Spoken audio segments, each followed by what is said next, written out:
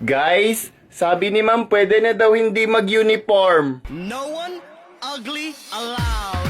Hey. Grabe, estudyante pa lang naka-office attire. Hala, mukhang tanga. Nakapajama ang put. Guard, may buang dito. Kalot! Yan yung mga tahimik na sad boy. Hoy, ang init sa Pinas, ba't ka nag-jacket? Hindi ka ba naiinitan kasi yung ulo ko ang init na sa'yo? Magjo-joke yan, tingnan mo, magjo-joke yan. Ayan na, nag-joke nga si tanga. Walang natutuwa sa'yo. Akala niya nakakatuwa. Paano yan nakapasok sa school? Putik, parang kargador, tangin. Oh, ano eh? Putik, ginawang macho dancer. Hoy, ano yan? Ang laswa pa send ng link. Nurse, gising na siya, nurse. Ba't yan naka-Batman costume? Ang galing mong sumayaw, ba't di ka nag-audition sa The Voice? Akala ko ba para lang to, ba't parang mental hospital?